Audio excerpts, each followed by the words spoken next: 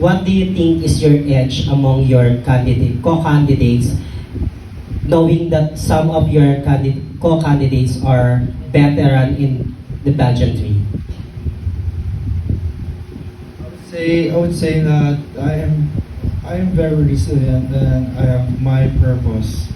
Then I can use that to win as a Ginoo.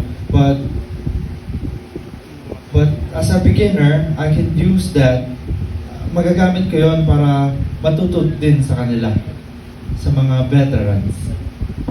Okay, nice attitude na gagamitin mo yung mga kung anong natutunan at mapapakita nila sa iyo. Yes, nice one. So, what is your greatest weakness and how can you turn it to your advantage?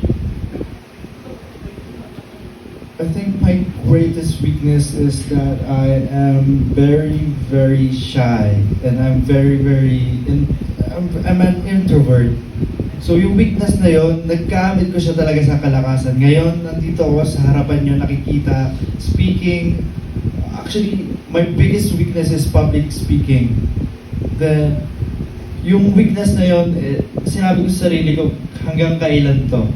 Hanggang kailan to yung kahinahan ko? Hanggang kailan? So, naisip ko, winner ko talaga para ma-pursue lang talaga yung dreams ko. Thank you. Thank you so much. So if you were a judge, anong question ang tatanungin mo sa sarili mo and paano mo ito sasagutin? That's a very hard question, but thank you for that question.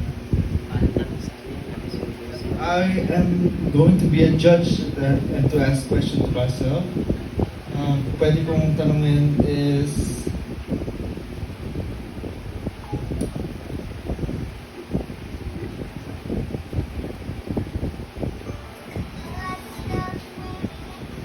what can you do for your fellow Filipino and for the nation?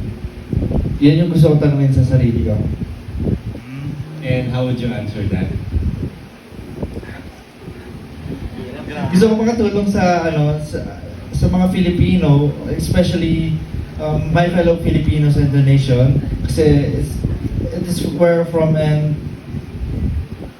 to help my fellow Filipinos is a great honor for me because we are in the Philippines. We are a third world country, and it's hard for me to see the kids in the slums and in the streets. So gusto ko talaga silang matulungan, lalo na yung mga elderly din,